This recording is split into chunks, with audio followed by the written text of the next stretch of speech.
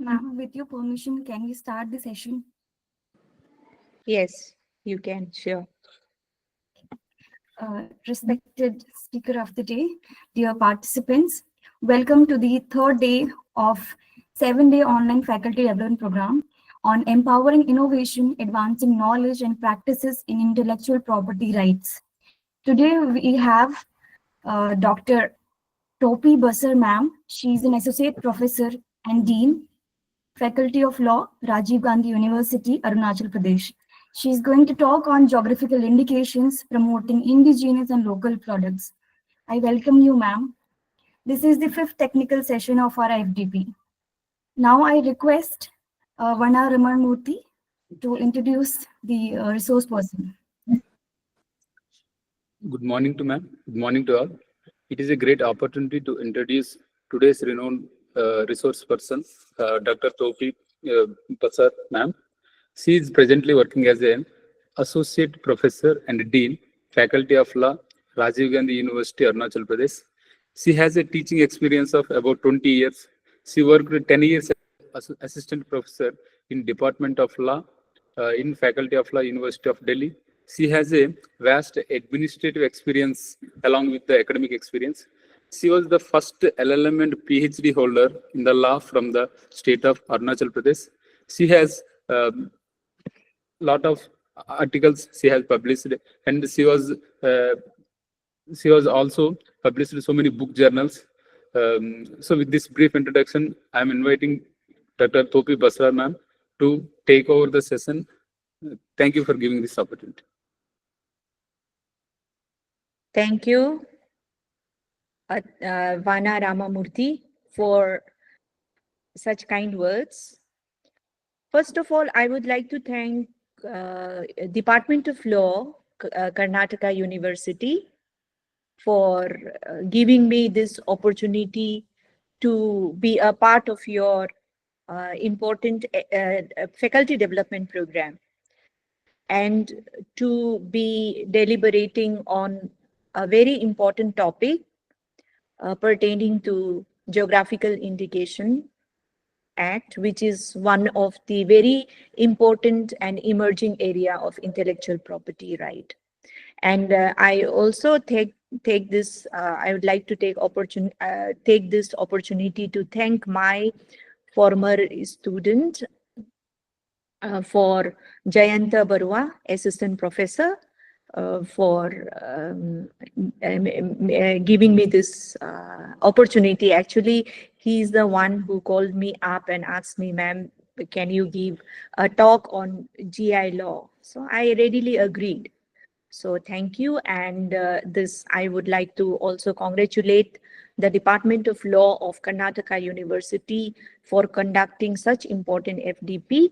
And as we all know that FDP is very important for all the teachers, students, scholars, and for our career progression, and also to update our knowledge in different area and in different field of law, as the law as a subject matter is very vast and it keeps evolving, and there are always new emerging areas of law about which we as an academician, we as a legal scholar should always keep ourselves updated. And I have gone through the theme of your FDP also. So it's a very interesting theme because we are now living in an era of knowledge-based, this is a knowledge-based society, knowledge-based economical era, where intellectual property right plays a very crucial role.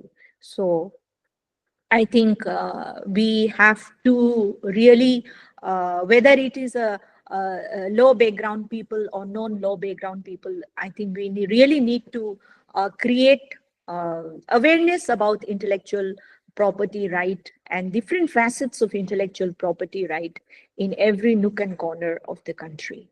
Because as my practical experience goes, like the reach and awareness about this important subject of law is It's not at a very advanced stage. Still, society at large are not aware of various facets and importance of intellectual property law. And I think as a university, as an academician, I think we need to reach out to uh, every nook and corner of the country and create awareness about this subject.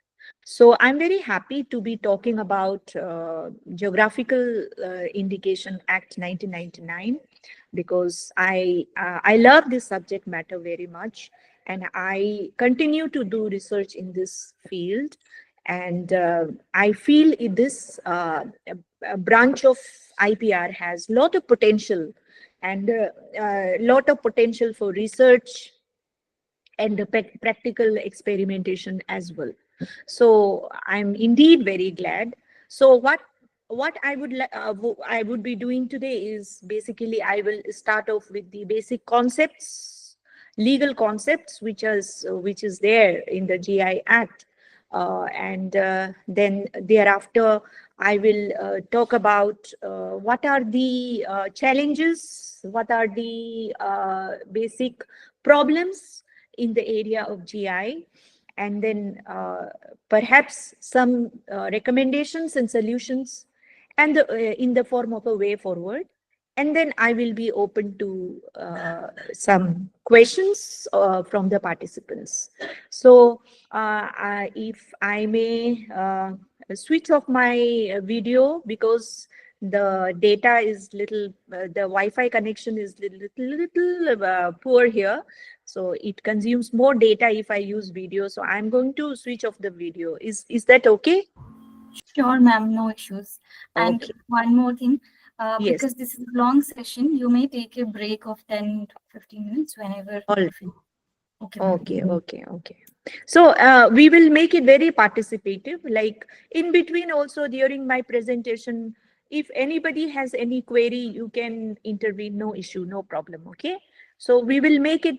Although online is always not like offline in physical mode. You cannot compare online with physical mode.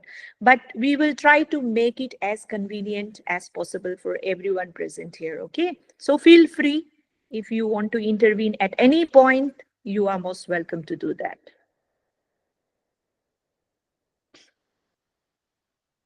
Okay. To begin with, let us uh, try to understand the purpose and objective of this GI Act, which is the name of the act is Geographical Indications of Goods Registration and Protection Act 1999. So we can see that the stress is upon two terms here, two words here, registration and protection. So if we see the preamble also, preamble of the act, it emphasizes upon two aspects, that is registration and better protection of geographical indications relating to goods. So the whole objective is to help through this act. The act is to help in the registration and thereby giving better protection of all kinds of GI goods. So that means this act is there with a purpose. All right. So we need to understand the purpose. Purpose is to help the producers in obtaining a GI registration. And after that, what? After obtaining GI registration, what? Next is better protection. So that means it will involve various processes, steps, which we need to understand. And it has been found that most of the producers, they are at the village level. Okay, they are at the local level. So their understanding of law like GI, which is a very specialized branch of law, is very minimal and very limited. So they need lot of awareness, they need lot of help with regard to the legal aspects, legal perspective of this act. because they are mere producers. We have to understand that they are only producing the goods. They are only producing the goods or manufacturing the goods, whether it is a natural goods or whether it is a man-made goods, manufactured goods. So they are only looking for marketability. Okay, they are only looking for marketability of their product. They don't even know that there is a law in existence which they can take help of and create a brand for their products. They are not even aware of that. So our role is immense. Our role as an individual, as a university, as an NGO, as a researcher is very immense, because we have to create awareness, legal awareness, but about this act to them, making them understand. And for a common man to understand law is difficult, so we have to explain to them in the language in which they can understand, simplifying it. Okay, so we have to get down to their level to make them understand that yes, there is a law like this, and through this law they can get better dividend, or they can get better marketability or economic incentives on their goods. So the main purpose is that, as I said. So as we all know that every act has a definitional part to it, which is extremely important. So we should understand, we should try and look at the definition of geographical indication, which is given in section 2E, how it has been defined, geographical indication. Because the characteristics of the goods, whether the goods will qualify to get GI registration or not, will depend upon the definition which is given to it under the Act. So I would like to draw your attention to section 2E. So this geographical indication is defined in relation to goods. It means an indication which identifies such goods as agricultural goods, natural goods, or manufactured goods as originating or manufactured in the territory of a country, a region, or locality in that territory, where a given quality, reputation, or other characteristics of such goods is essentially attributable to the geographical origin, and in case where such goods are manufactured goods, one of the activities of either the production or of processing or preparation of such goods concerned takes place in such territory, region, or locality as the case may be. So we can see some very important ingredients, essential ingredients in this section 2E. So they are basically geographical. GI means it is an identification. GI means it's an indication. Okay, indication of what? Indication of certain reputation, indication of certain that characteristics, quality of a particular goods as originating from a particular territory, region. Okay, so basically GI is an indication. Basically it is indicative of what? Indicative of quality, indicative of reputation, indicative of special attributes or characteristics of goods, and such goods as it could be agricultural goods, natural goods, manufactured goods, as originating from a particular territory or region, and those qualities and reputation and characteristics are attributable. That means mainly attributable to the geographical factors. Therefore, the term is geographical indication, because the goods originate, that particular GI goods originate from a particular geographical territory, region. Okay, so therefore the quality aspect, quality is because of the geographical factors, and all geographical factors are not same, mind you, because every region or every place, territory will have its different geographical factors. And of course, when we say geographical factors, we take into account the climate, we take into account the water, we take into account even the soil, and even the culture of that region, territory, the culture. Okay, so therefore, all these agricultural goods, manufactured goods, or natural goods that we are talking about here, which is also mentioned in section 2E, they are unique. They are having certain reputation and quality, mainly because of geographical factors. So therefore, this terminology, this nomenclature, geographical indication, GI in short. All right. So this has very close connection with the geographical factors. So therefore, any product on which GI tag is given it originates from a particular territory or a region. Therefore, it gets its name from that place or region. You'll find that most of the GI names given, GI tag given is based on name of some place of a territory or a region. But it is not limited to that. You can have a GI tag which is not of a place name or a territory name. It can be any other name also, provided it is proven that that product originates from that particular territory or a region. Then it is not necessary that it has to be a geographical name associated with it.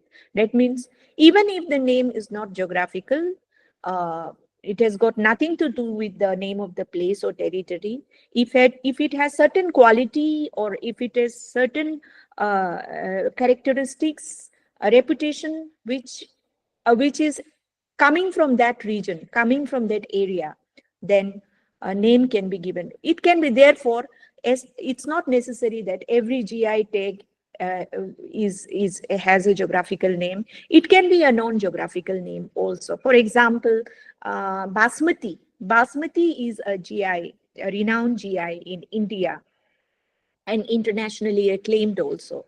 So Basmati is not the name of a place. Basmati is a name of that rice variety which is grown in India and Pakistan. All right. So like that, for example, Alfonso mango. Alfonso is not the name of a place or territory or a region. Alfonso is just a name. I don't know whether it has a dictionary meaning or not. I don't know. I need to look into it. Alfonso is Alfonso is also registered.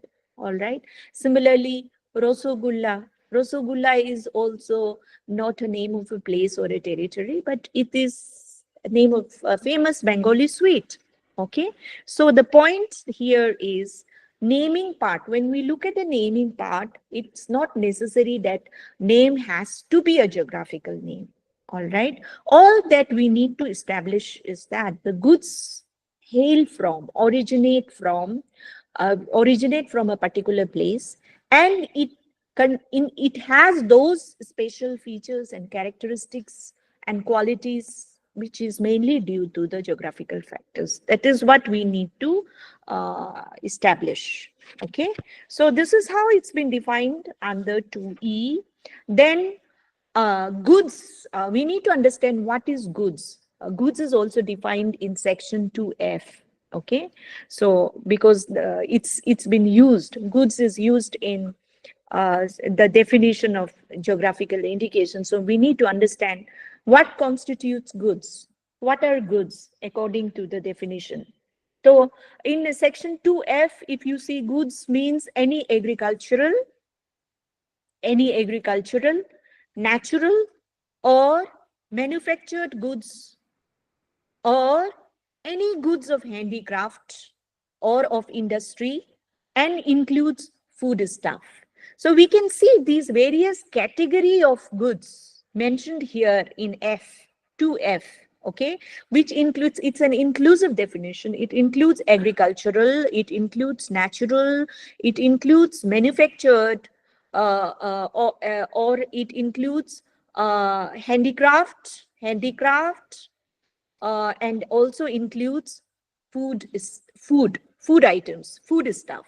So if we look at the registry of GI registry, if you look at the list of goods which is already given or which is already registered under the GI Act, you will find that, there are agricultural goods, there are natural goods, there are manufactured goods, there are mm, handicraft, and there are industrial goods, and there are food items like Bikaneri bhujia. You must have seen Bikaneri bhujia, and then Tirupati laddu, all right.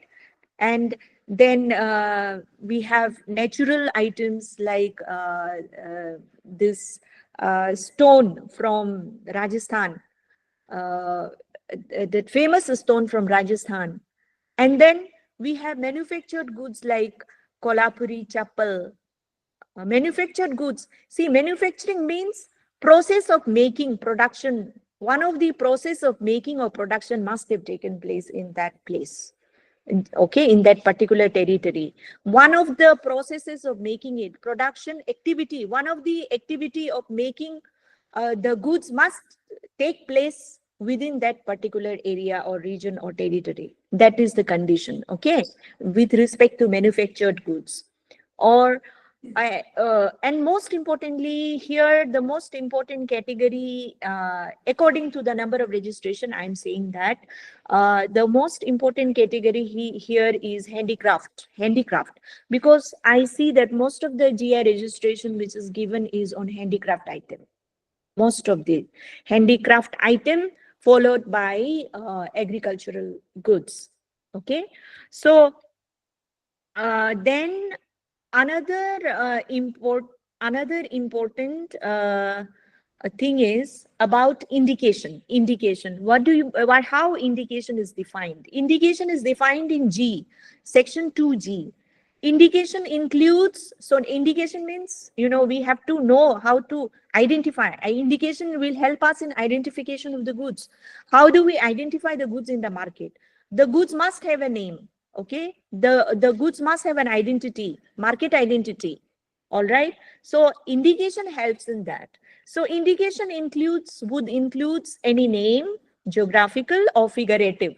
Okay, indication, as I said earlier in the beginning, indication can be indicative of geographical indication, or it can be figurative representation. It can be simply a figurative representation. All right, or any combination of them, in the form of a proper logo. GI product must have a logo, because it is through logo that we will do market branding of the product. Because if we don't have a branding of the product, if we don't have a good logo of the product, how will people identify in the market that it is a GI tagged goods? Okay, so every GI tagged goods must have a very good logo, interesting logo with it, so that people can identify that this is a GI tag, and this is, for the sake of the consumer, for the benefit of the consumer, so that there is no confusion in the minds of the consumer. So therefore, it can be a combination. It can be a combination of name, geographical or figurative, or any combination of them, which conveys or suggests the geographical origin of goods to which it applies. Okay, so that geographical origin, it must indicate the geographical origin, so that the consumer knows from where the goods is originated. That factor is very important, because that particular goods is having that quality because of the geographical factors. So therefore, this indication must convey to us where the goods has originated from. What is the geographical origin of that goods? Okay, so somewhere we have to make use of the geographical symbols, okay, even if it is not in the name, in the logo, we have to indicate it. Like, for example, famous Darjeeling tea is a GI, product, Darjeeling tea. So if you look at the Darjeeling tea logo, you will see a lady in the tea garden, picking the tea leaves. Okay, so and with all lush green background, with mountains and all. So you can make out, okay, it is depicting or this is representing Darjeeling, the famous hill station Darjeeling. So one has to be creative, one has to be innovative to capture the market, to capture the attention of the consumers in the market. Because idea is not about simply getting a GI registration, right? Idea is to how to market it. All right. So that there is economic benefit out of GI. Obtaining GI and not getting any economic benefit is useless, because that is not the purpose of the act. Purpose of the act is that the producers must derive economic benefit out of it. So therefore, the branding is important, advertising is important, the goodwill is important, very much important. All right. So here, I mean, we can maybe talk about trademark, role of trademark and role of GI, and maybe we can make some distinction between the two here also, GI and trademark. Okay. Now, trademark is used on goods, which helps us to identify the source of that goods. Okay, and who is the proprietor of that trademark? Who owns that trademark? Okay, who owns that trademark and who is responsible for that product in the market? Isn't it? That is the main purpose regarding quality aspects or regarding anything. That trademark owner, the trademark owner of that product, of that goods, will be responsible. Whatever kind of goods we get in the market with a particular trademark, we come to know who is the owner of that trademark and who is responsible for maintenance of quality and reputation of that goods with that trademark. Okay, and it helps us to identify the goods in the market, because there are n number of goods in the market with different kinds of trademark. So we will select which one we want, based on quality, based on reputation, based on our taste, so on and so forth. So similarly, GI is also like, it is, but the difference between GI and trademark belongs to a single person, single proprietor, single individual. Whereas GI is a collective intellectual property right. It is collective, because GI tag can be used by all the registered proprietors as well as the registered users. There are two categories of users under the Act. One is the registered proprietor and the second is the registered user. So all these two types of categories who's named in the registry, they can make use of the GI tag. Others cannot make use of the GI tag. You may be producing the same things, same goods, but you cannot use the GI tag if you are not one of the registered proprietor or you are not one of the registered users. And this is how we are checking on quality, right? We are checking on quality, because only those people are entitled to use the GI tag whose name is there in the registry as a registered proprietor or as a registered user. All right. So the association, the producers association, who took the pain or who took the challenge in getting the GI registration, they have to ensure they have their own bylaws. They have their own laid down bylaws meant for regulating the quality aspects, etc., which all the producers will have to fulfill. This is how the quality is regulated also. Okay, because obviously regulation of maintenance of quality is also important. After obtaining GI tag, if you forget about quality, then what is the use of the GI tag? All right. So this is, yes. Yeah. You have any question?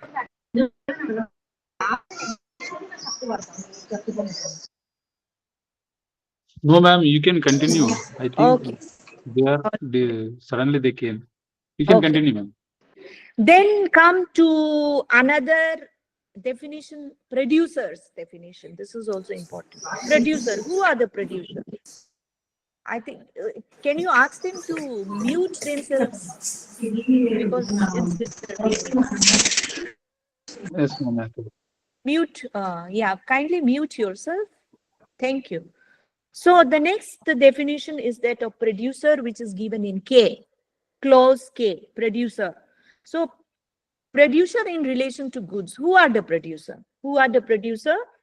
Uh, suppose if such goods are agricultural goods, suppose if it is agricultural goods, the producer are the people who produces the goods and includes the person who processes or packages such goods. That means who are involved in processing and packaging, who are involved in processing and packaging. They will also be in, they are also included in the definition of producer.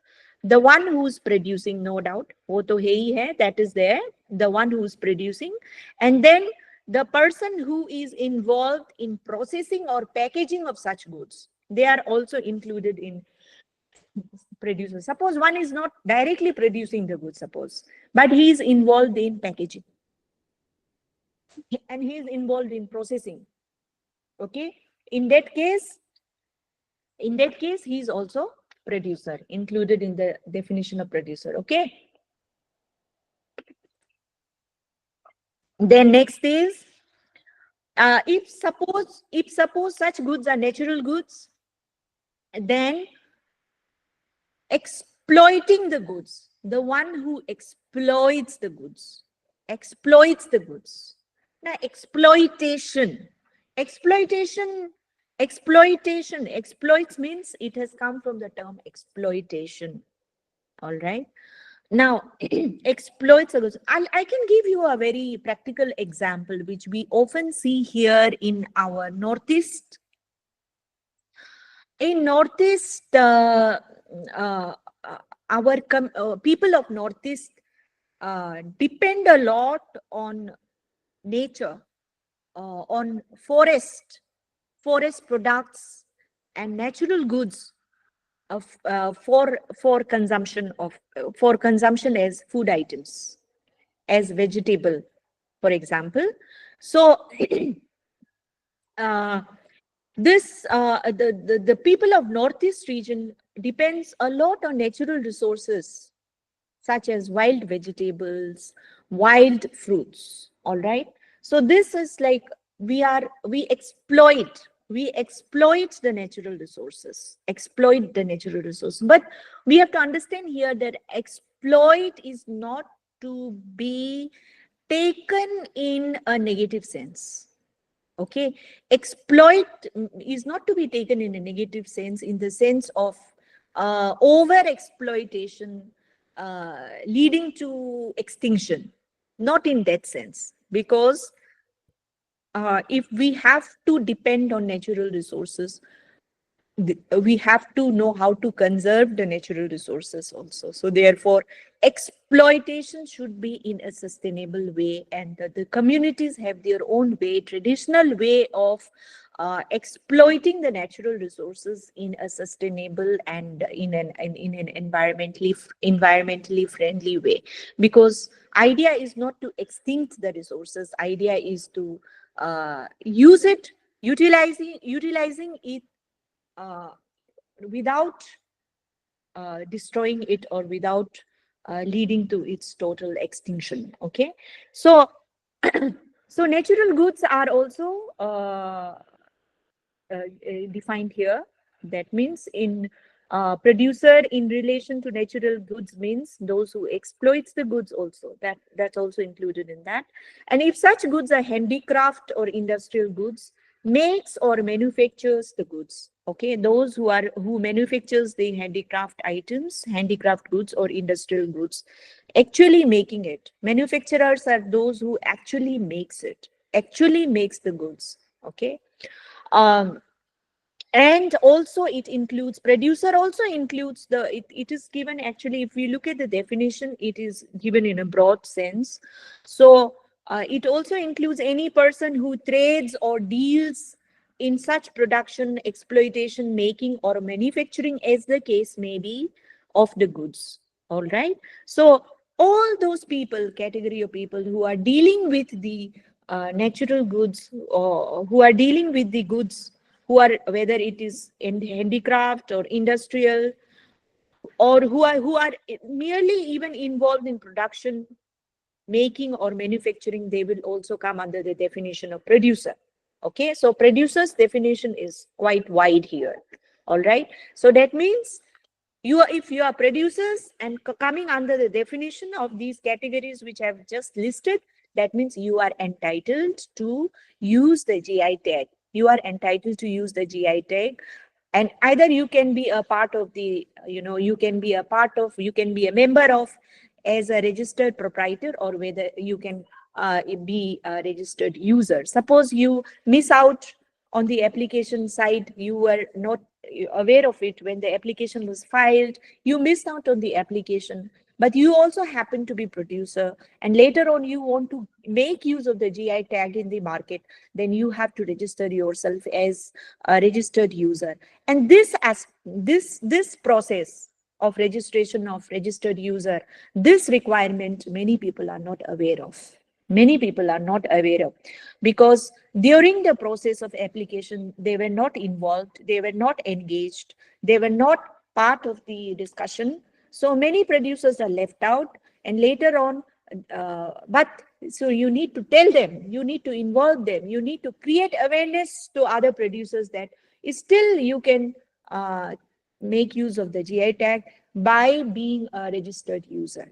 So this many are not, according to my experience, many people who may be uh, manufacturers, who may be producers, but they are not aware of this registered users, because for a registered user also application needs to be filed and fees need to be paid, nominal fees need to be paid. Okay, and your name should figure in the registry as a registered user, then only you are legally entitled to use the GI tag. All right, so because that is the whole purpose, whoever is using the GI tag must be genuine people who are authorized to use, who are legally entitled to use.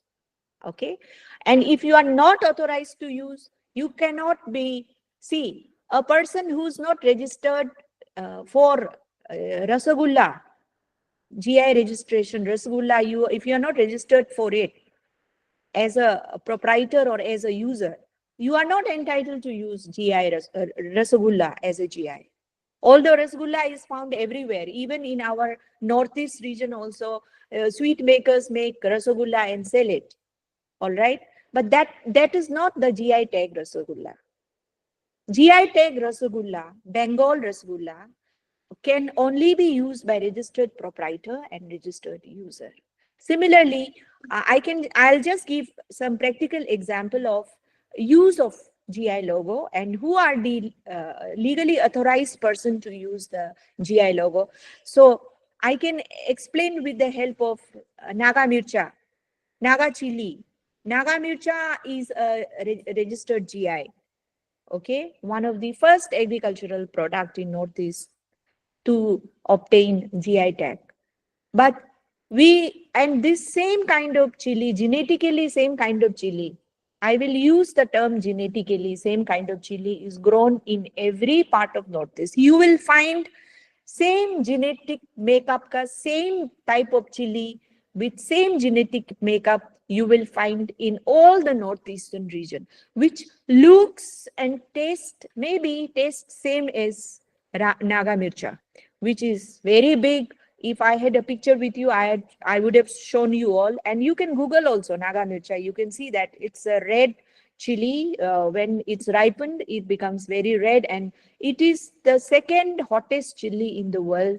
So the hotness of the chili is measured in Scobie's index. During my research, I found out Scobie's index. So in Scobie's index, when when this chili was measured in Scobie's index, it turned out to be the world's second hottest chili. So on that basis only that this chili qualified for GI tag. So, but similar kind of chili is grown in the whole of Northeast. It looks same, tastes same. Maybe in Scobie's, as per Scobie's index, maybe it may be lesser, it may be less pungent, less less in hotness compared to the Naga Mircha, but genetically same type of chili is found in the whole of Northeast. But these other chilies which is found in other region of Northeast cannot be sold as Naga Mircha in the market. That because that would be a wrong use of GI tag. That will be an infringement of Naga Mircha. That amounts to infringement. Okay, and infringement is an offense. Okay, liable to penal consequences under the act. So it's a criminal offense as per the act. So infringement, uh, so preservation means if we have to preserve the goods, GI goods means we have to be strict on dealing with infringement also. We have to be strict on dealing with duplication also. Fake duplicate things and using GI tag. We have to, very careful about that also. And that is also happening. All right, that is happening with in case of silk, in case of all food items, it is happening. All right, so the post marketing strategy is also very, very essential when it comes to GI Act. Okay, now that definition part I have covered. Now coming to uh, next important part, that is section 9. I would like to this thing. Maybe we can take a pause here for 5 minutes. Can we take a pause here for 5 minutes? Sure, ma'am. Okay, just a break of 5 minutes. Okay, then we'll resume again. Okay, okay, ma'am.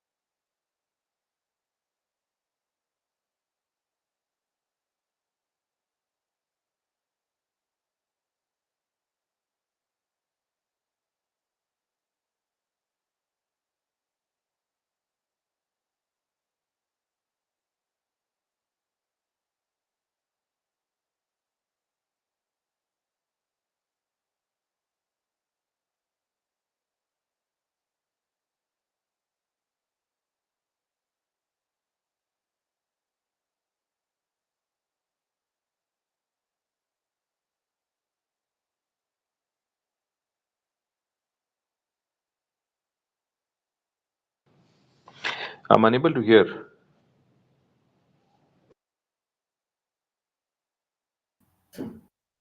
Sir, you have missed the notification, an announcement. Madam has said that she will be taking a 5 minutes break. Okay.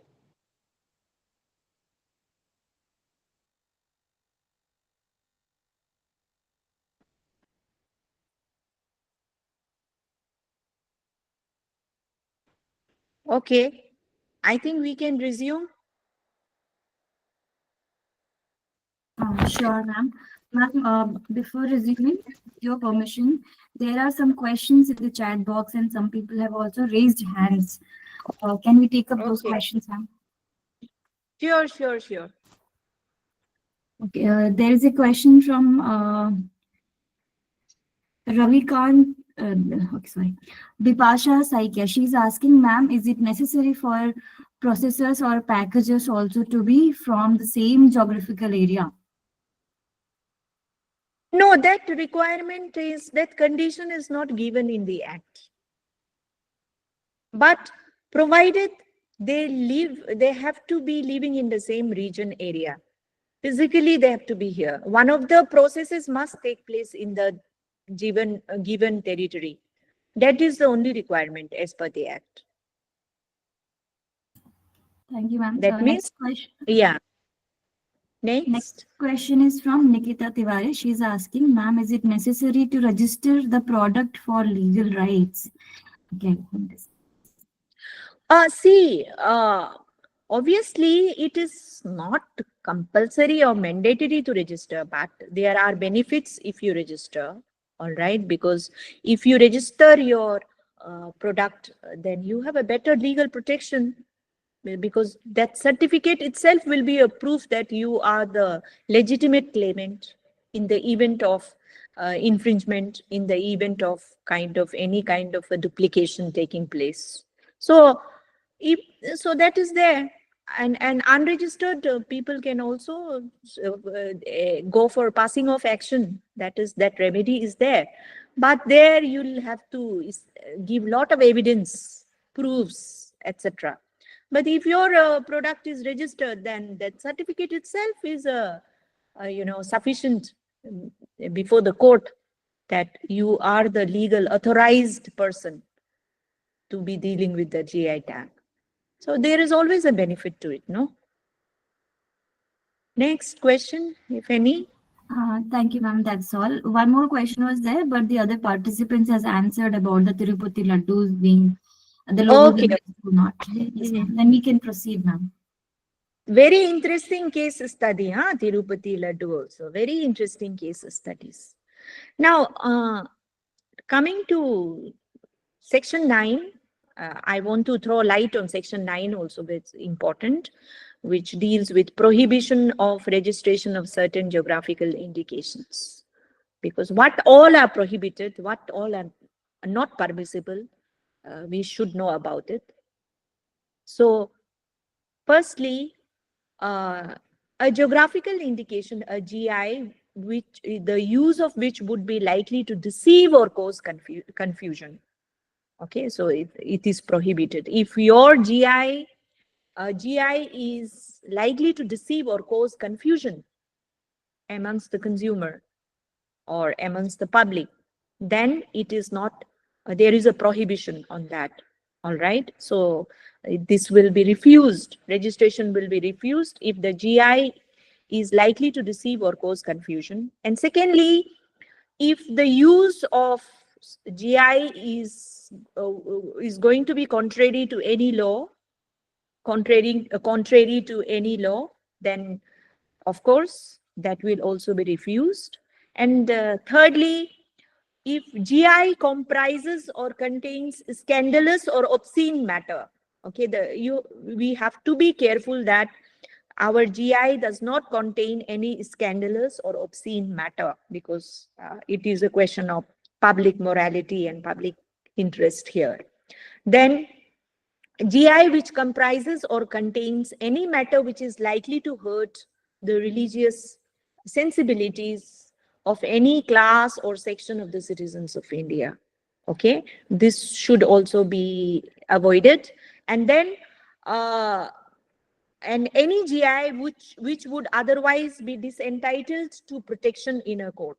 Okay, and then which are determined to be generic names. So we should avoid generic names which are determined to be generic names or indications of goods and are therefore not or cease to be protected in their country of origin, or which have fallen into disuse in that country.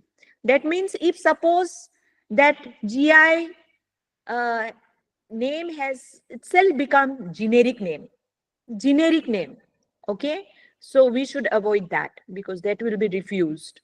Because if it becomes generic name in the event, suppose in that country of origin only, that is not being used, it is not fallen into disuse, it is not being used, I mean, or it is commonly used, all right, in that case also uh, we should avoid it, I mean, this will be refused. So generic names are generally not allowed. Then which, although literally true as to the territory, region, or locality in which the goods originate, but falsely represent to the persons that the goods originate in another territory, region. So these, if you look at Section 9 contains some grounds of prohibition which we have to keep in mind at the time of filing of the application. We have to keep in mind the conditions which is there enshrined under Section 9. Okay. Then I can see a comment here. If I may take up the comment. This is a comment or a question? Ma'am, these are a few questions. Oh. And some participants are answering them there. Okay, Okay, there is a okay. question from Ravikant Sharma. They're asking, can you brief overlapping aspects of GI tag, trademarks, and patents? See, if we look at the purpose of the GI tag, trademark, and patents, it's totally different. Purpose is very different. Subject matter is also very different. Okay, because if we when we talk about GI tag, once we get the GI tag, it's like a GI tag is like a kind of a certification also. Okay, and suppose if you want to do if you want to uh, this thing sell the product in the market with that GI tag, with the GI tag and the logo which is registered, okay, then I don't think you require on top of it a trademark.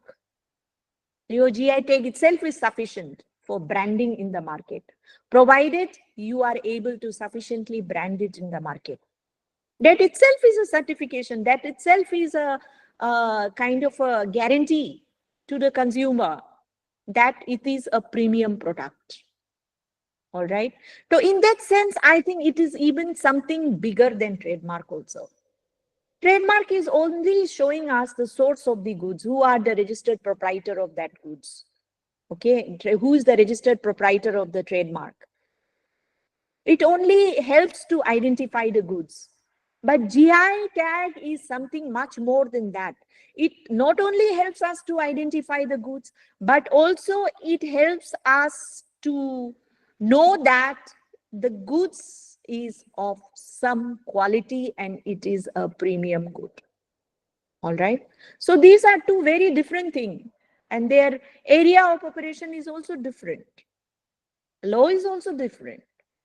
Okay. And again, patents is on industrial inventions. Okay. So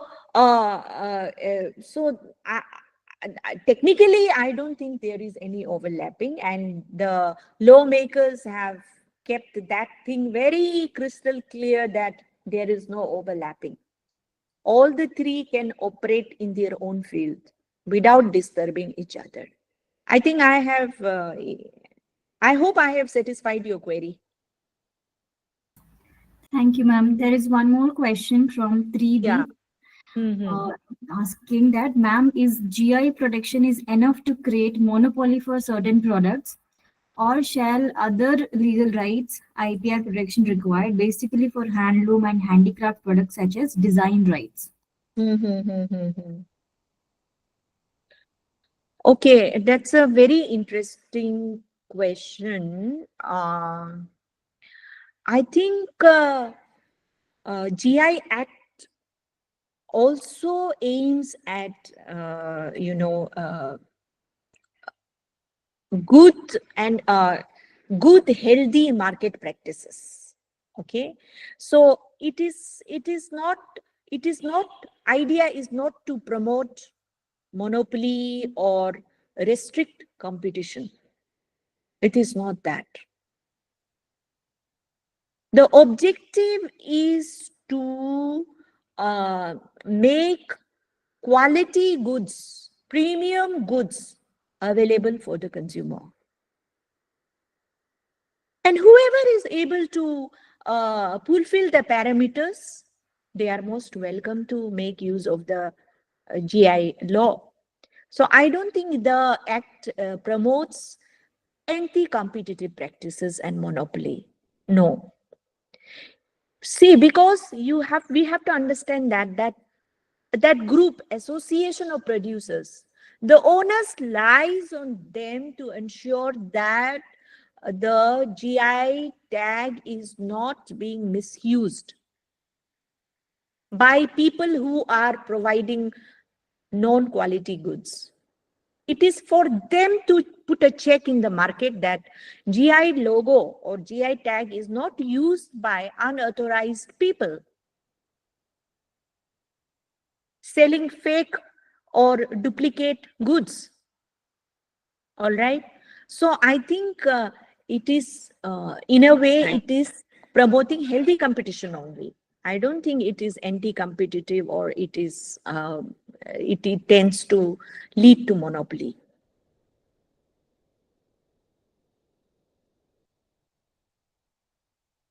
Any other? One more question by Aarti Kumari, ma'am. Who does GI tagging, Indian government or international body? If it is Indian government, who approves them? How it will be internationally get branded? Okay. So it is registrar of GI. Okay. The Controller General of Patents, Designs and Trademarks,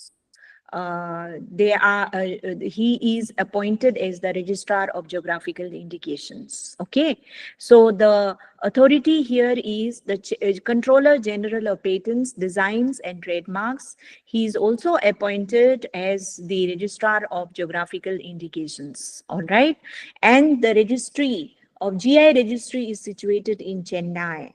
Okay, we can say head office. Head office is in Chennai. So if we have to file a GI application, we have to go to Chennai. Of course, there is online filing mechanisms also nowadays, and you can be one of the registered GI practitioner under the registrar of GI. You can be one of the registered GI practitioners also. So that is there. And of course, like we have two types of registration here.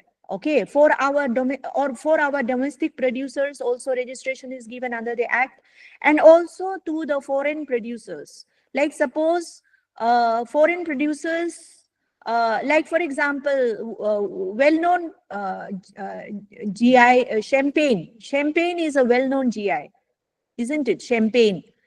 That champagne is also registered in India. All right. So whoever interested to register their goods will have to separately register under the registrar of GI in India. Okay, because as we all know, that intellectual property right is a territorial right.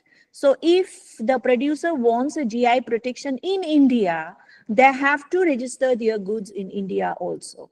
So the foreign registration is also allowed.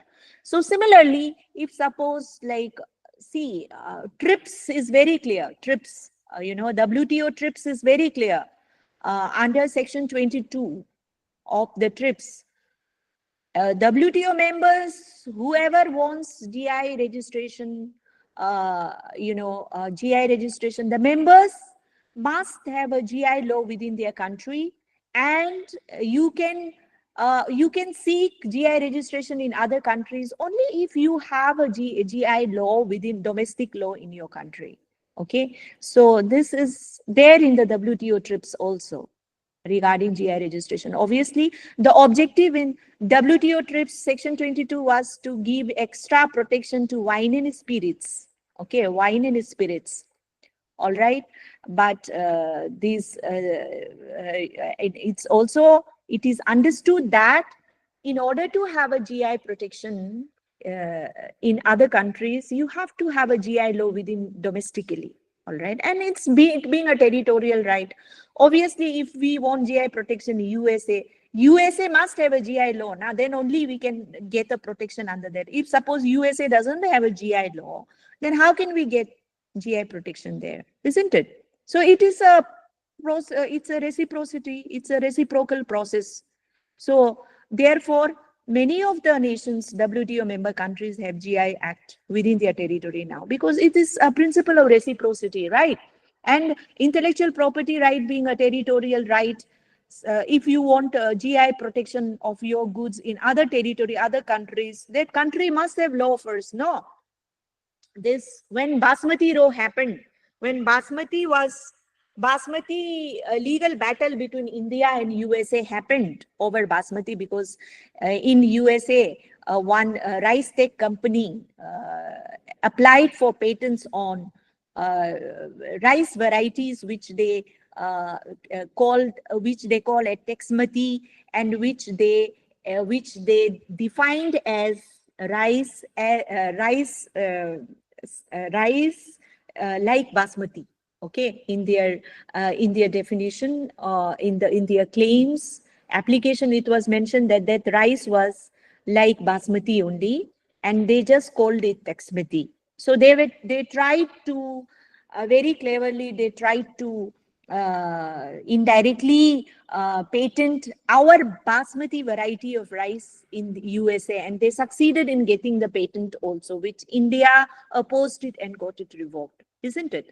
So therefore, these laws will have to be there in every country for proper protection. As it is, we do not have a international regime or international law on this. Comprehensive law is not there. Only a small provision is there under TRIPS, which talks about the member countries must have these GI provisions, GI legislations within the countries. Apart from that, we do not have any international law categorically on GI. So therefore, steps will have to be taken within the nations only, within the country only. All right. So it is like, then only we can claim, no, because when India opposed the granting of Basmati patent in USA, that time Pakistan was also, in fact, actually India and Pakistan together in unison should have opposed it, but Pakistan kept mum because they did not have the GI law in their country at that point of time. I'm talking about early 90s. Now the Pakistan has also enacted GI Act. But at that time, Pakistan neither supported India, nor they were a party to the litigation, international litigation, because that time they did not have a locus standi, because they did not have the GI law at that time, domestic GI law. Now they have. So this is a reciprocal arrangement. Reciprocal arrangement should be there. Otherwise, we cannot protect. Transnational is a big issue now. Transnational GI is a big issue nowadays, because, like, for example, we have famous GI sari, Jamdani sari, which is manufactured in India and Bangladesh. Jamdari sari is manufactured in India and Bangladesh also. Now, these are transnational GI. So how do we deal with such kind of transnational GI? Because we do not have international convention or international legal instruments till now as such to deal with this. Okay, such kind of disputes which may arise. GI में तो even amongst the state also dispute is arising. We have seen that in case of Rasagulla. Yeah, we have seen that in case of Rasgulla, dispute between Orissa and West Bengal, interstate dispute. Now, how do we deal with interstate disputes and transnational disputes pertaining to GI? These are issues, challenges, which the present GI Act need to address. Okay. Any more query? Any more question? Otherwise, Yes, ma'am. There is one participant, Alina, ma'am. She has raised her hand. With your permission, can we ask her to? yeah, Elena Placid. Ma'am, please unmute yourself and ask the question. Elena, ma'am. Yes, Elena. Elena, ma'am. Dr. Elena. There is one long question from Pankaj Roy and one career-oriented question by Ramani, ma'am. She's asking career progression for a GI practitioner. Please, your views. Okay. And what is the question of Elena? Take her question also. Elena, ma'am, please unmute yourself or share in the text chat box. There is one question by Pankaj Roy. Yeah. Thank you very much for explaining the legal provisions for many products and resources. But I have a query from different perspective. Those products, resources which are naturally selected and very much limited to certain places, pockets. For example, one-horned rhino, yak, white Bengal tiger, golden langur, and so many others. While geographers used to perceive that everything belonged to the Mother Earth. Therefore, the question is why should we have GI tags and the necessities of trademarking those? Thank you, ma'am. Okay. I will take up that career question first, okay?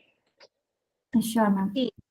You can be, you can practice only in GI also. You can make GI as your specialized subject and you can practice. But of course, as an advocate, we kind of take up all kinds of cases that comes to us. But I think nowadays it's an era of expertise.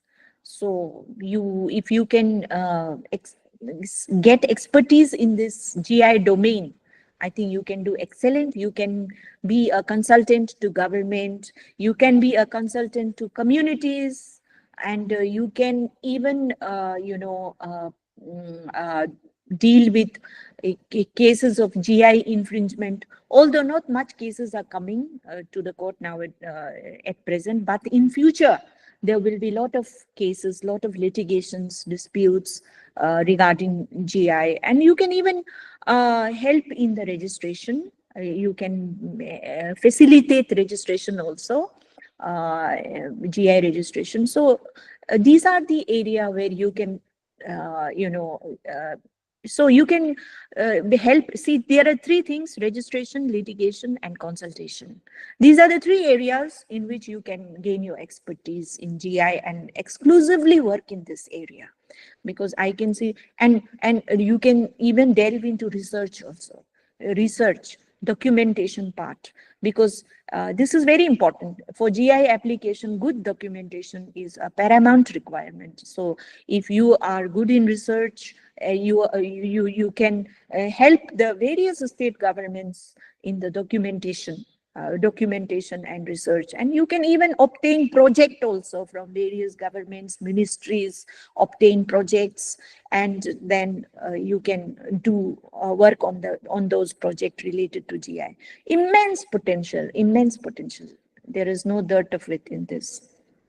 And what was the next question? What was it? Ma'am, it was a long question regarding the necessity of GI tags for the natural resources like one on rhino. Okay. See, I think if we look at the trend of GI tag given so far,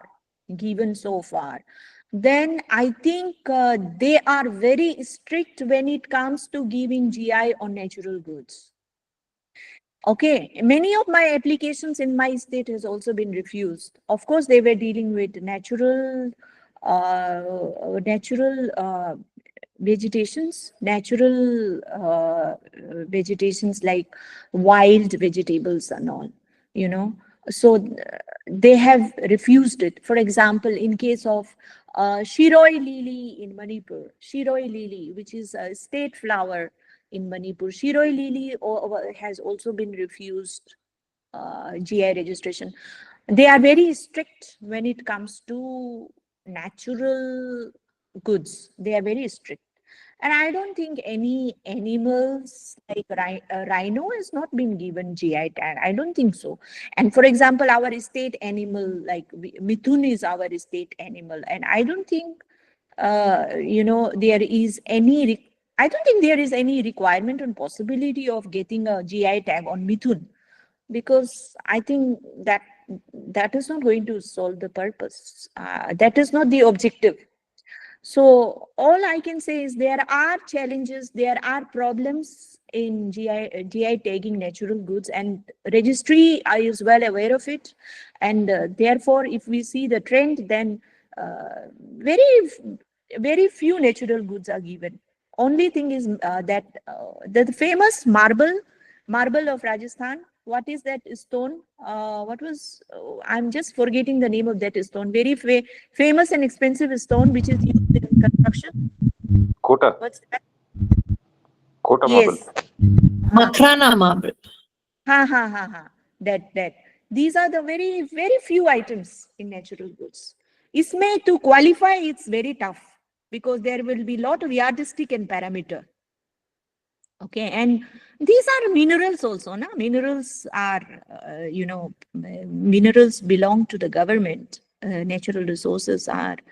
The question is who owns the natural resources? These issues also comes up now. Can we give ownership to the community? Can we give ownership to the producers? So these are, legal questions involved. So there are challenges in it. So I think that's why they avoid also.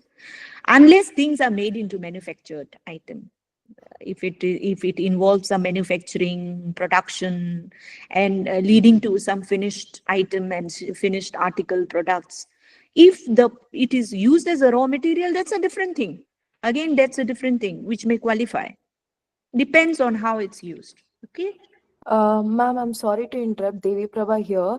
Yeah. Since you were telling about a particular flower from your state has been rejected for GI tag, Roy lily.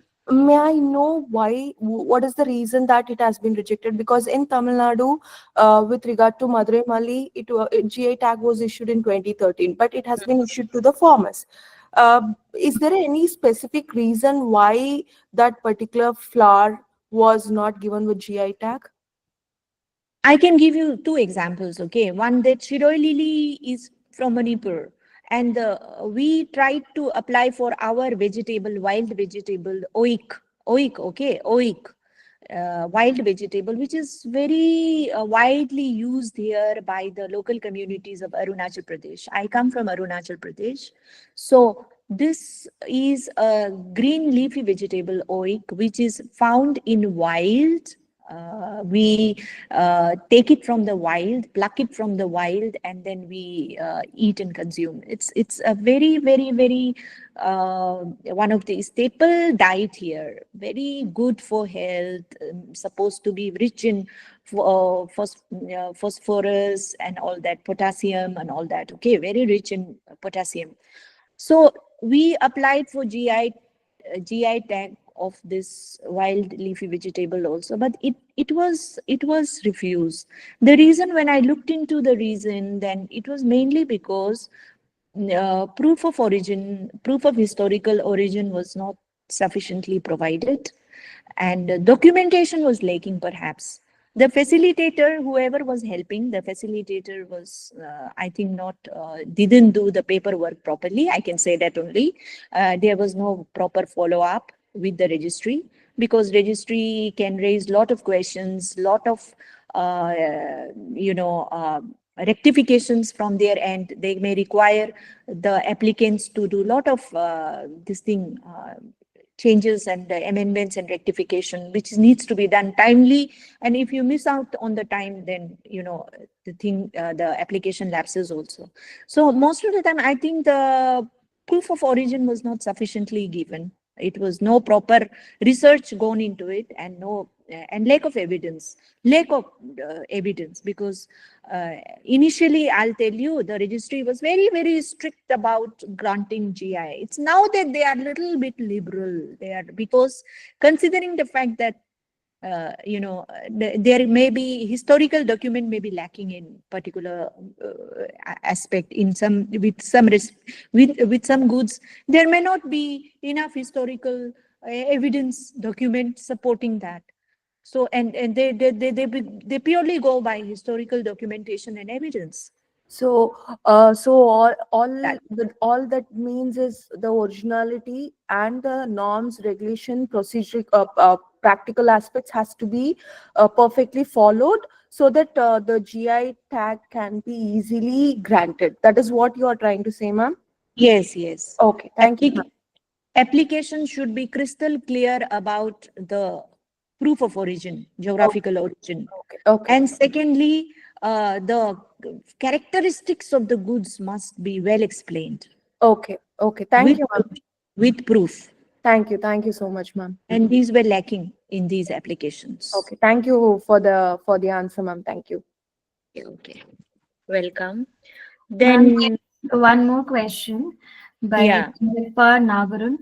He's asking whether GI covers all the types Ayurvedic syrup in particular territory. Ayurvedic GI syrup. Yes, okay. GI covers mainly agricultural, natural, manufactured, handicrafts, and food items, foodstuffs. Okay, but it may largely fall within this manufactured. It may fall within manufactured, provided proof of origin should be there. No, proof of origin that it has originated from that particular territorial region should be there.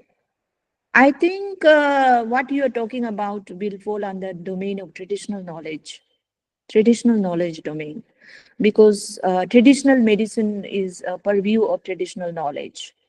If somebody is like making say Ayurvedic medicine out of it, and of course they'll have to prove that it has originated from that territory region. That's the number one thing you have to establish, because if you have to show it as a manufactured good also, or food item also, you should be able to prove that it originated in that particular geographical territory. Okay, with all those requirements like historical proof, or proof of origin, geographical factors, all that. So if it qualifies, it can qualify these parameters. But mainly these medicine, traditional knowledge, Ayurveda is a domain of traditional knowledge. Now, somebody should have asked me, what is the connection between GI and traditional knowledge? Nobody asked me that, because traditional knowledge is also very important area. Very, very, very important area. Although traditional knowledge is not regarded, it's not treated or considered as IPR, intellectual property right. It is not under the law. Traditional knowledge is not treated as a IPR, but traditional knowledge is given recognition, and defensive protection is given in the Patent Act also. Okay, although in India we do not have a comprehensive law on protection of traditional knowledge, but India has taken steps like TKDL, Traditional Knowledge Digital Library, where all our traditional medicinal knowledge is being codified, recorded, and a digital database is made there. All right. So legal, some sort of legal recognition is also given to traditional medicinal practices of India with project like TKDL. However, we still have a lack of law in this country for protection of traditional knowledge. But many of the GI goods, GI products, many of it contains traditional knowledge. It embodies traditional knowledge within it. For example, handicrafts. If we talk about handicrafts, if we talk about handlooms, if we talk about food items, many of it contains traditional TK practices, traditional knowledge practices. Okay, so indirectly we can say that indirectly implementation of GI Act indirectly is protecting traditional knowledge also, although in a limited way, in a restricted way. Okay, any question?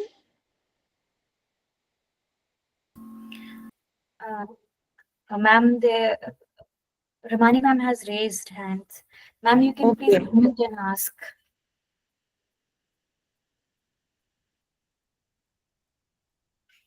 Ramani ma'am, you can unmute yourself and you can ask.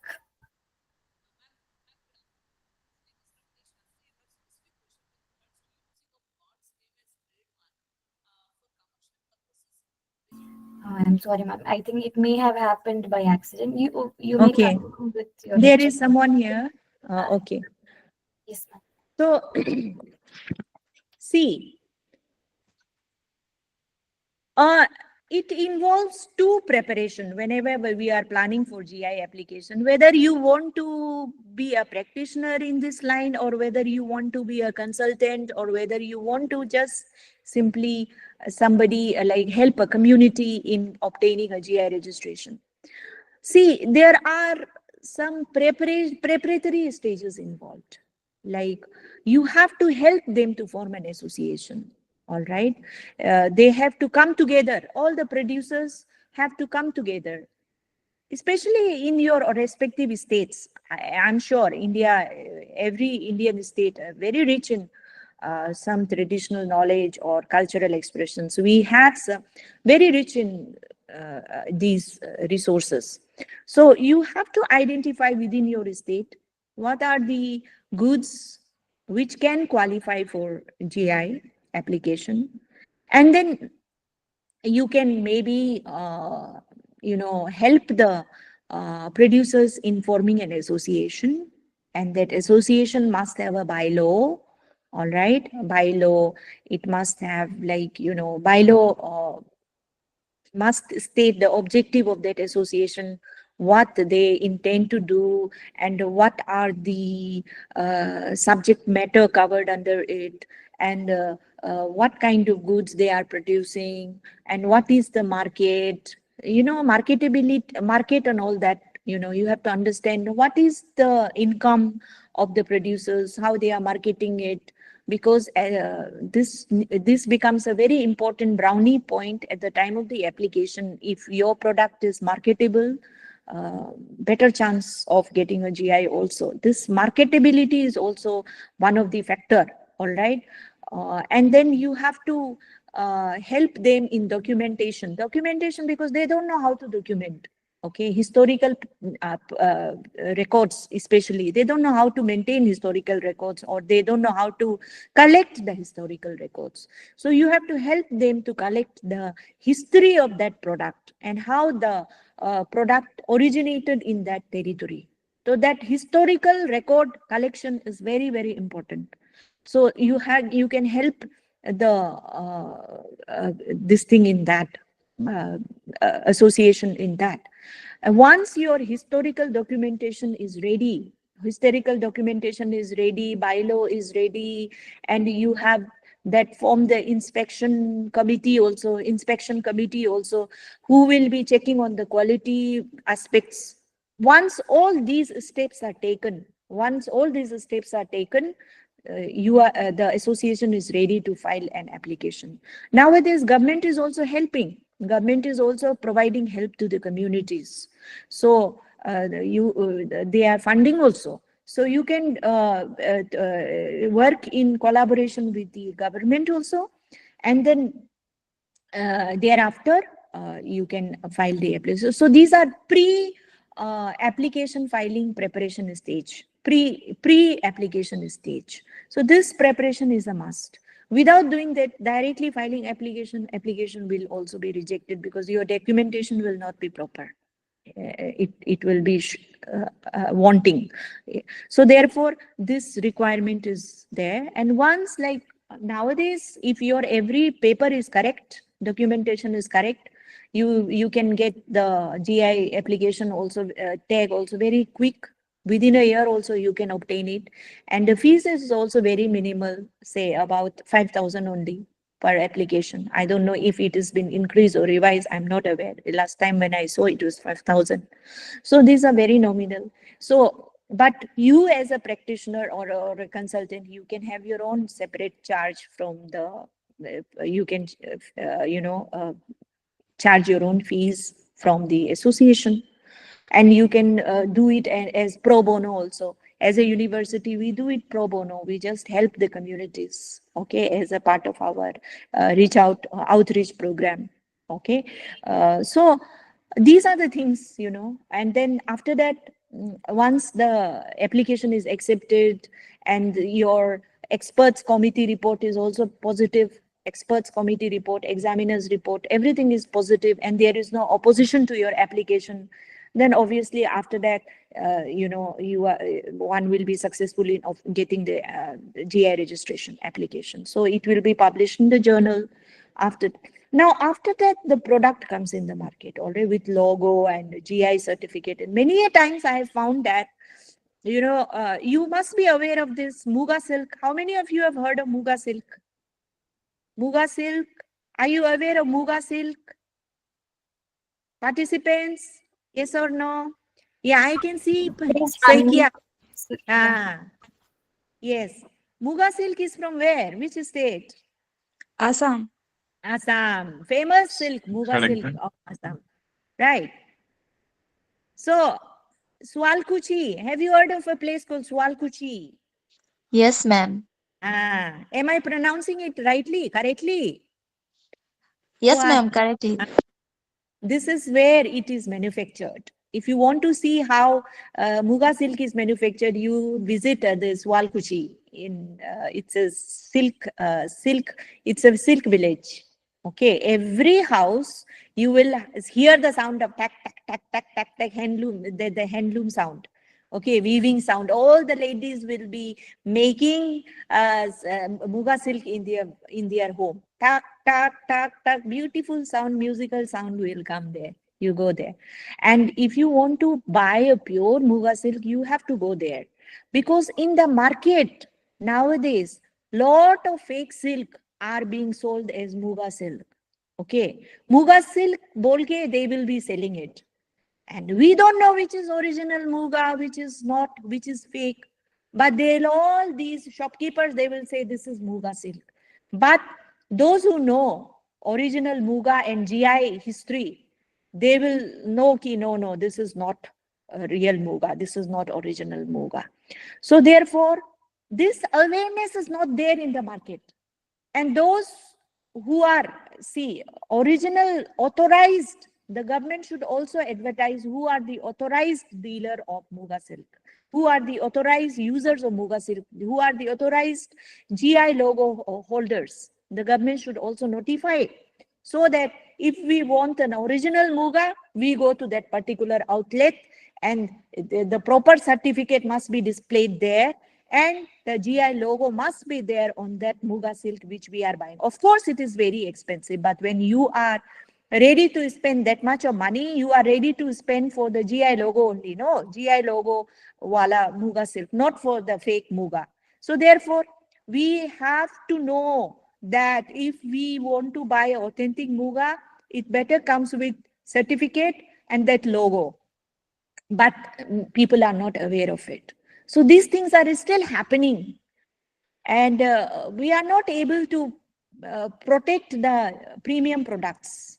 Premium products are, see, there is always a taker buyer for premium products. All right. The fake items, fake is also there in the market, duplicate is also there. Obviously, those who are not rich, poor people will go for duplicate. We cannot stop that also, na? Everybody cannot afford the very expensive Muga silk. We can't, everybody cannot afford. So depending upon your buying capacity, aapko, if you want to buy a duplicate Muga, they will buy. But if those who want to buy authentic Muga is spending so much of money, they should get that quality product, isn't it? But regarding that, there is this thing lacking, that we are not able to regulate that thing in the market.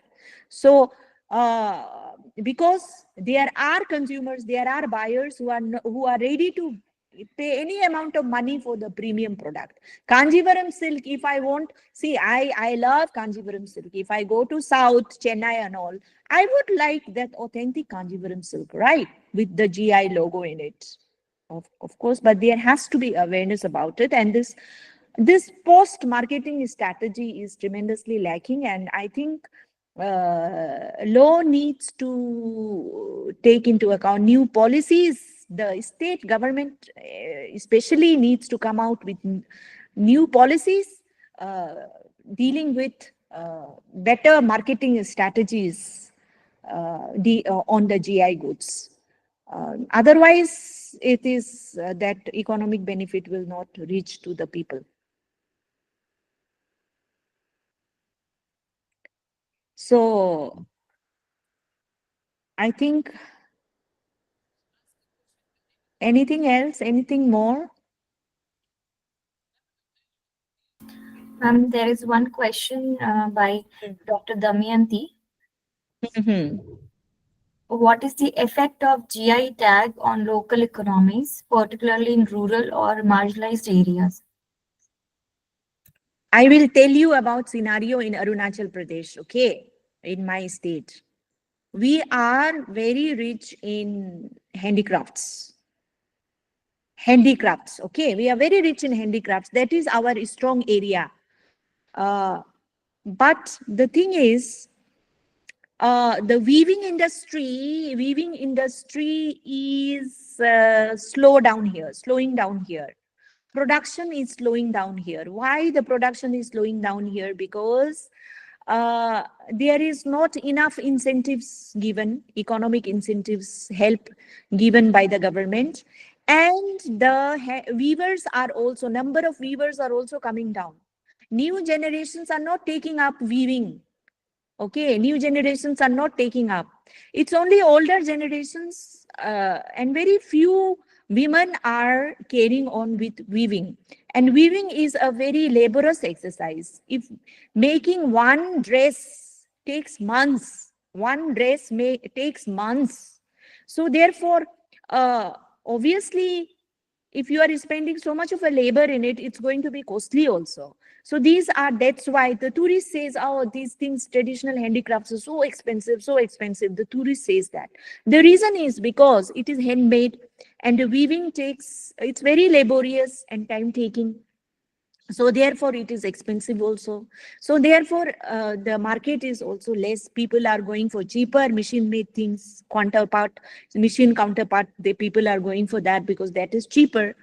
So the artisans number is also coming down, weavers number is also coming down. So therefore GI tag is also economically not helping them much. So therefore we have to really do brainstorming and see how the GI tag we can improve upon this economically. With the help of GI tag, we can make the income better for the weavers. So it requires a new policy, new outlook, new insight, and this is the need of the hour.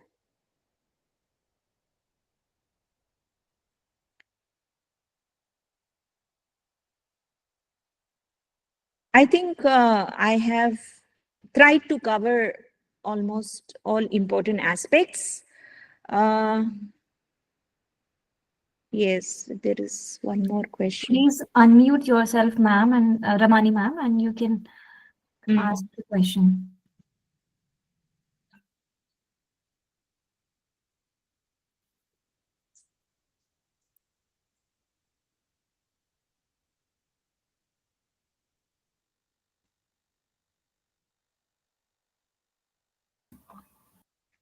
Ramani ma'am, you can unmute yourself and ask.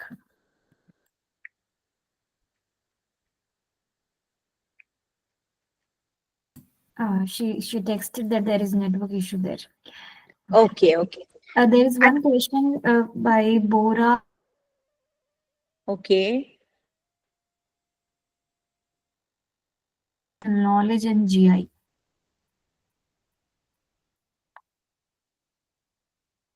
Mm-hmm.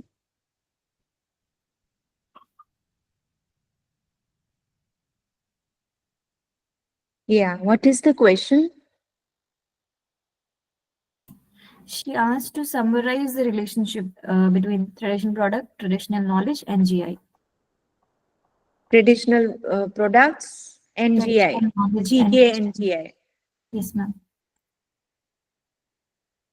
See, there is no legal definition of traditional knowledge. There is a working definition of traditional knowledge, which is given by WIPO, World Intellectual Property Organization. A working definition is given. And of course, there are some other conventions where traditional knowledge, international conventions where traditional knowledge is mentioned. And now many other countries like South Africa, Peru, South American countries and all, they have made laws on traditional knowledge.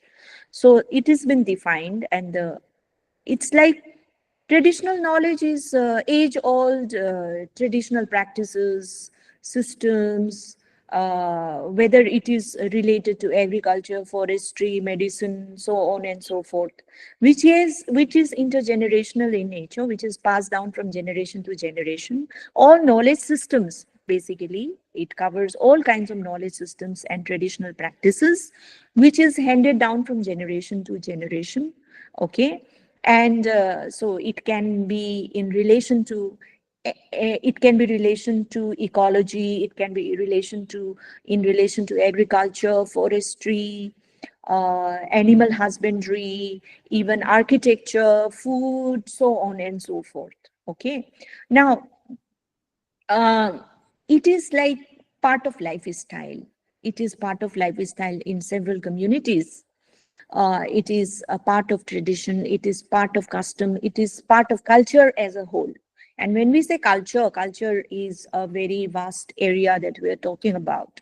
So it becomes an essential part of culture, it becomes an essential part of that particular tradition or custom or cultural beliefs. Okay, so many a times what happens is like for example, if I explain to you the in our weaving textiles that we weave, various tribes of Arunachal textiles, you will find the textile in their textile designs, you will find their ancient stories, their folklores, their cultural values, their cultural symbols in it, in the textiles. Okay, and it is a part of their traditional knowledge. And the way of making it also is a traditional knowledge, and the tools that are used in making these weaves are also based on traditional knowledge, because all traditional items are being used.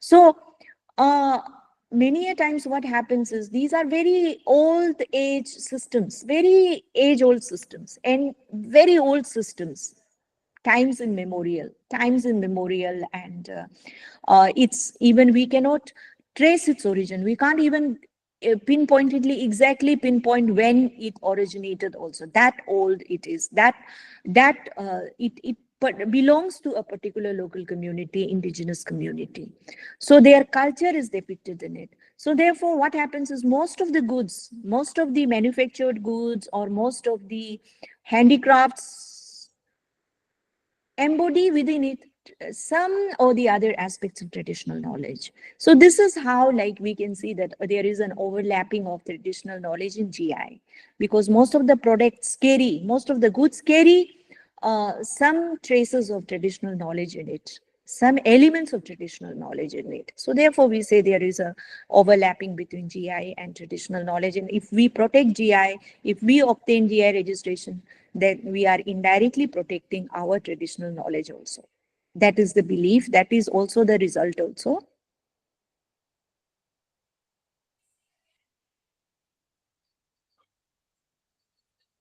See, these Vedic education rituals, all these I think will form under traditional knowledge. India must enact the law protecting traditional knowledge. GI to theek hai, GI ka purpose alag hai. GI is there for with some other purpose, but we need to have a law on traditional knowledge. And when we have a comprehensive law on traditional knowledge, all these issues like Vedic education you're talking about, like yoga, like Ayurveda, all these will automatically come within the gamut of traditional knowledge, you know. But I don't know why India is not doing that till now. Thank you, ma'am. There is one more question by Vidhi Katiyar. Okay. Can the association make the GI tag product into a branded product and trademark it? She's talking about the association, if they can do it. Yeah, they can go for a trademark. They can go for a separate trademark. They can apply. But I think it is not necessary. Once you have, see, once you have a GI logo, okay, GI certificate and GI logo, automatically that is a branding. That is enough for branding. But why you are saying that? I think your question is because in the market, consumer are more aware of trademark than GI. Okay, the function of both are same. In fact, as I said earlier, GI is bigger than a trademark also. Only thing is ki GI, people are not aware of GI. GI's reach is, less. People think trademark क्योंकि advertisement trademark को ही दिखाता है. So why not government make advertisement of GI products? कहाँ पे GI product का advertisement है? Because communities, producers don't have money. The trademark companies have money, so they spend lot of money on advertisements. So either in advertisement, we see commercials of this product, that product. That's why we think trademark is more popular. Of course, it is popular because of advertising. GI is not popular because there is no advertising. Only on airport we'll see GI outlet in airport. But on TV, commercials, there is no advertisement because producers don't have money, extra money for advertisements. So I think here the government can intervene. Government can do for commercial advertisement of GI because it is a collective mark and government is also a stakeholder in this. Am I right or wrong?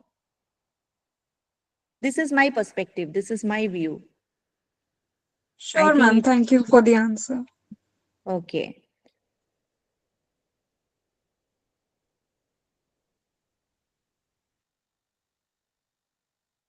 Silk mark is a certification mark, my dear. Silk mark is a certification mark. Silk mark. There is a difference between certification mark and GI mark, GI logo. Ma'am is also asking that again GI is required or not. GI is given on, see, GI for obtaining a GI, see, silk mark is something that it certifies that this particular silk is of, it's 100% silk. Okay, that certification, silk, and it will be given a silk mark. That is a certification mark. But GI ka purpose is that GI is geographically that goods is originated from a particular territory. And it is having that quality and reputation because it is coming from that geographical territory. वो है उसका purpose. Objective of GI and certification mark is different. Silk mark, whoever is giving 100% silk can obtain a silk mark certificate. Okay, purpose अलग-अलग है ना उसमें. You need to understand that. Like wool mark, for example, wool mark, pure wool mark. आपने कितना wool, जब market में आप लोग when we go to buy wool, we look for na pure wool mark. Okay, तो 100% wool जिसमें pure wool mark certification मिलता है, and that is sold in the market like that. But GI is given for unique products coming from a particular territorial region. Okay, Deepti Dumal. Deepti ma'am, please Hello, madam. I just want to ask, you said that GI is registered by a group of people or some association. Is there any limit, like 10 or 15% should be in that group if you want to register No that limit. GI? No limit. There is no limit. Okay. Thank you. No limit.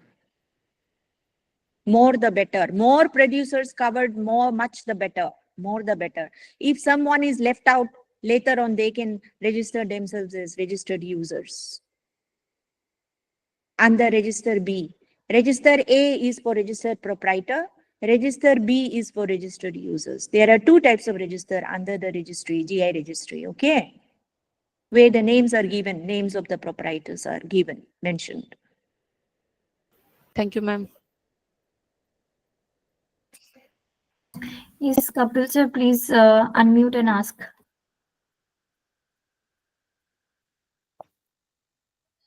Hello. Good afternoon, Hello. ma'am. Good afternoon.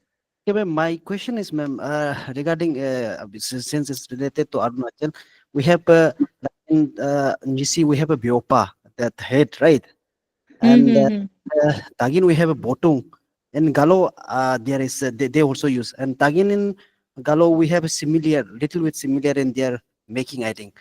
So if I will register GI for that Biopa of the Nisi, will it be covered that botung, that which the head of Gallo, and because all process are almost similar, that if by chance they accept as a registered, if they accept as this as a registered, so will it be covered that one, or else only this Biopa will be accepted as a GI?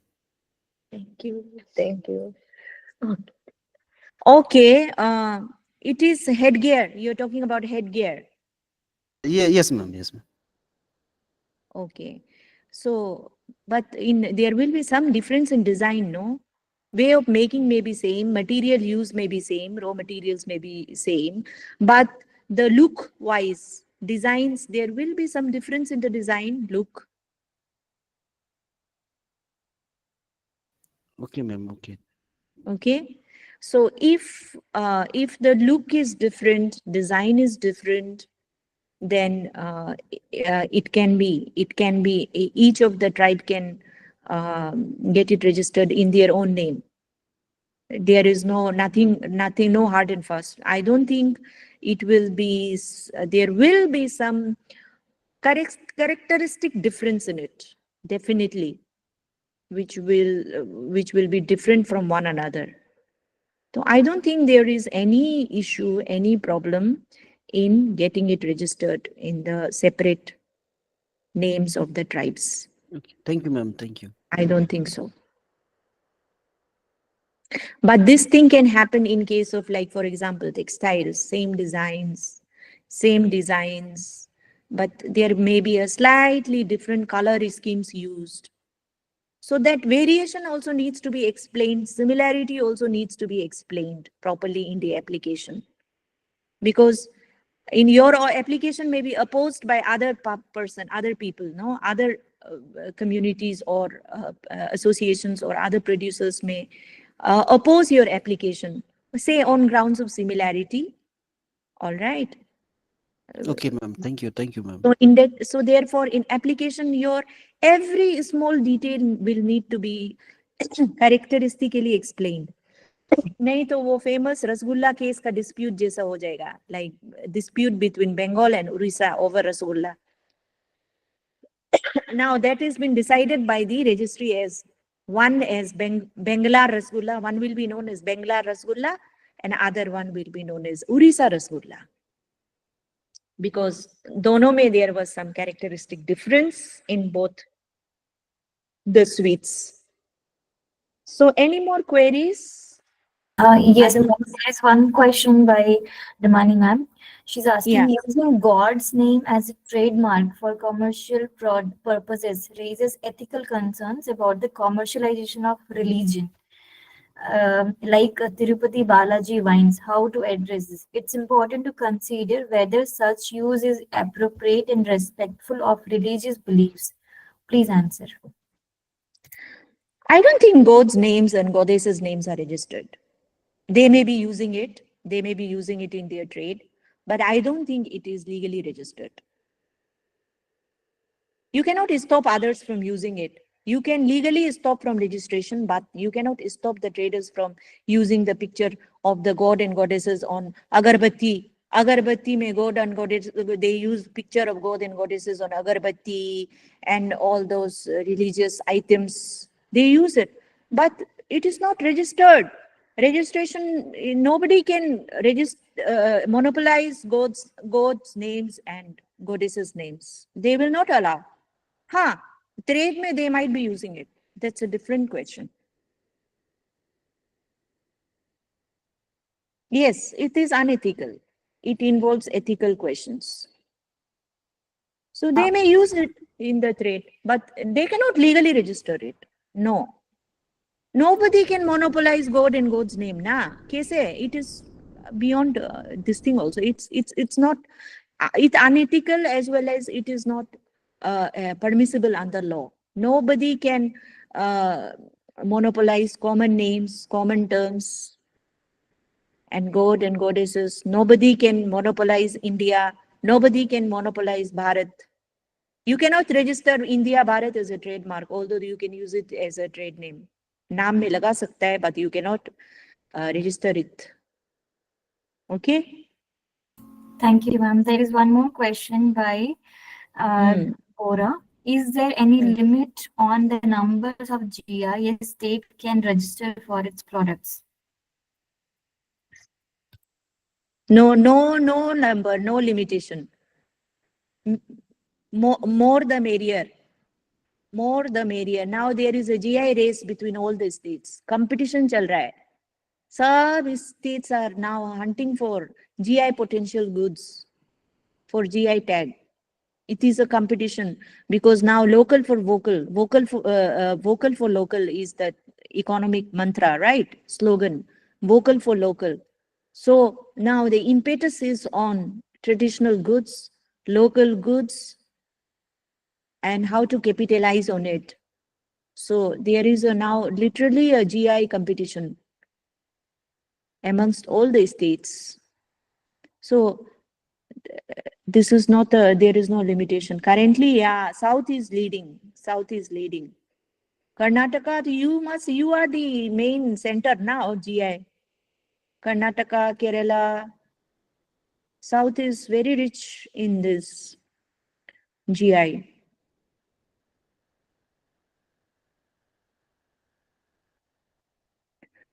I think if the questions are over, I seek permission of the organizers to end the session. We may end the session here. Sure. With the due permission.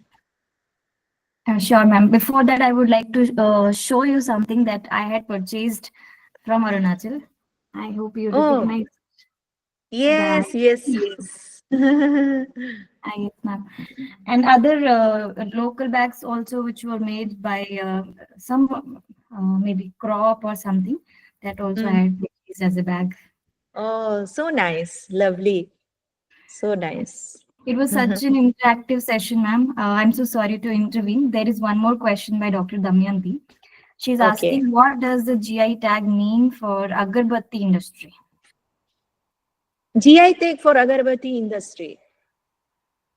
See, agarbatti industry, see, it has to be something. Suppose I'll give you a very basic example. If there is a particular tree which is found only in that state, okay, a particular tree, a very good smelling branches of that tree, and us tree say you can make a agarbatti, and that tree is only found in that area or a region, and there are people who are economically dependent on that. So maybe you can think of filing a GI application on that, on agarbatti.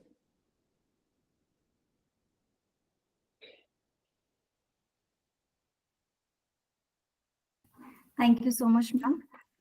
With your permission, we can Dr. Jayanta sir. Yes, you can proceed with the formalities. Okay, sir. And thank you, ma'am. It was, after all, from a busy schedule, you have taken time for this session, ma'am. It was really enlightening. And, My pleasure. Yes, ma'am. It's even my pleasure indeed. And I'm privileged. Thank you, ma'am. So, Ragini, you can please Yes, continue with the process. Thank you so much, ma'am. This was the third day and fifth lecture session of our MTP. It was really, really insightful and interactive session. To make it more interactive, thank you so much, ma'am. It was your initiative that you asked that participants can question also in between and raise hands. Thank you so much, ma'am. You made this session really insightful and interactive. Thank you, ma'am. Very, very, very engaging participants, very active participants. It was a pleasure talking to you all. Thank you, ma'am. You all must give them full marks. Yes, to all the participants. Okay, thank you so much, and best wishes for the remaining FDP sessions. Okay, see you all. Thank you. Thank you, ma'am. Thank you, ma'am.